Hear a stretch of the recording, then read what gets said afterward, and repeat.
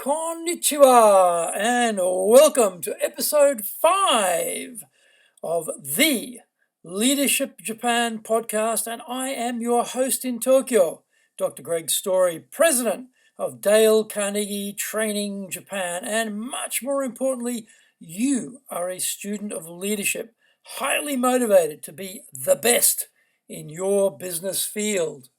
Today, we look at essentials for motivating salespeople. Hey, it's a jungle out there. A brilliant meeting followed by a woeful meeting.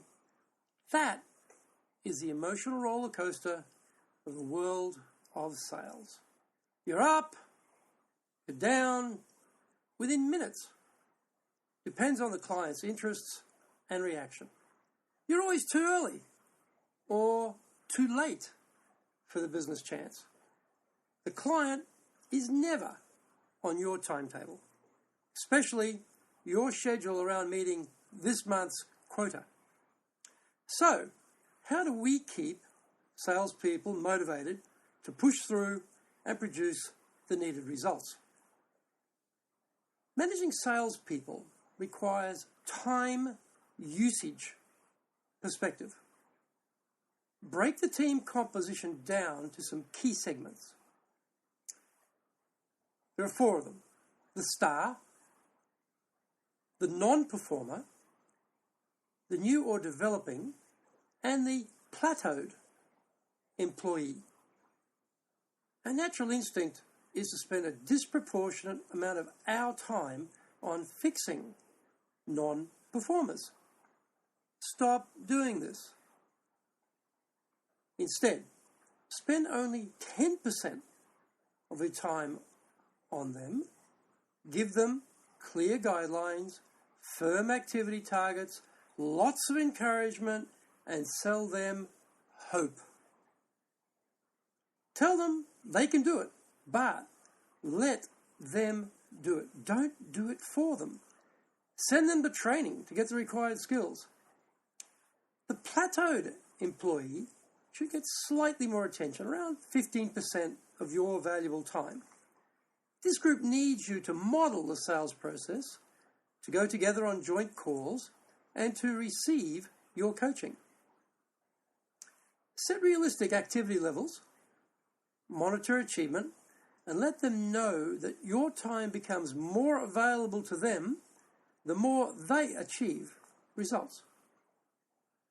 The new and developing deserve 25% of your attention. Their attitude and skills are good, but they lack experience. Extra coaching, your modeling of the sales technique, and priming the pump with some new leads all set them on a course for becoming high-level performers. In fact, they are keen and want to succeed to challenge the more established performers for the top sales spot. The star performer is often neglected because we see them as capable, skillful, competent, already producing. We think we just need to get out of their way and let them get on with it and use our time to do other things. Big mistake. They need 50% of our time. Why?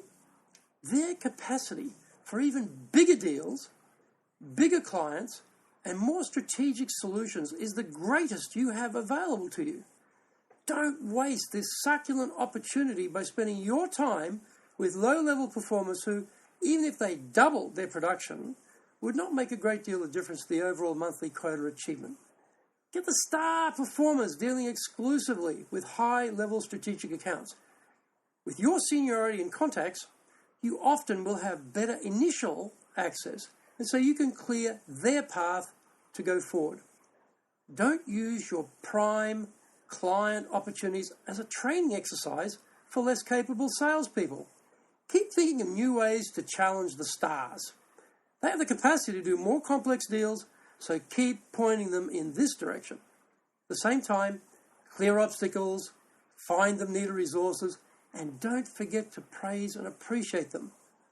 Often these employees are highly driven, so we think they are totally self-contained and don't need our recognition. Not true. They may not need it, but they still want to hear it from you. Formal, informal, and daily recognition tools are some of the basics in the sales manager's toolbox. Examples of formal recognition are rewards, reward trips, plaques and pins, while informal acknowledgement is a spontaneous recognition of milestones achieved. Examples include an individual or team lunch, tickets to a film or sporting event, a holiday, or food. Daily appreciation might include a simple thank you, a congratulatory handwritten note, or recognition in front of the group. Be careful with this last point in Japan. Being singled out for praise in front of one's peers can be uncomfortable in a group-oriented culture like Japan, where fitting in is more valued than standing out. Murahachibu, which means banishment from village collective celebrations and joint activities, was a traditional exclusion technique used to punish those who didn't fit in. Japanese know that in many cases, if you stand out in Japan, the knives will come out. So very often, give the praise in private. It's a safer bet. However, when you do give praise, be it in private or in public, be specific. Tell employees what you admire, the reason with actual evidence, and then ask them a question. Why? So you can shut up and they can do the talking. By the way, good job is the most pathetic form of praise that exists. It is so meaningless. Unfortunately, many bosses use it. Don't be one of them. Rather, be clear and precise about exactly what they did well. Top salespeople are competitive, but money isn't the only recognition tool available to you. Find out what else each of your sales team members want and tailor rewards specifically to them. Knowing what your individual team members want should be a big part of your psychoanalyst role as sales manager. There are many studies done on engagement, motivation, what employees want from their organizations. Read these for reference, but better still, just ask your employees what they want. Spend time uncovering the desires and aspirations of your people. By the way, these change over time, so keep checking what intangibles and tangibles they are seeking. To motivate your team, try this.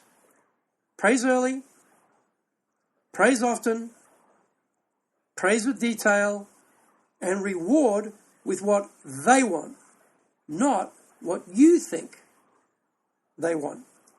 Good luck leading your sales team. Thank you for joining the Leadership Japan podcast. If you'd like to access more great insights and information, then go to japan.dalecarnegie.com.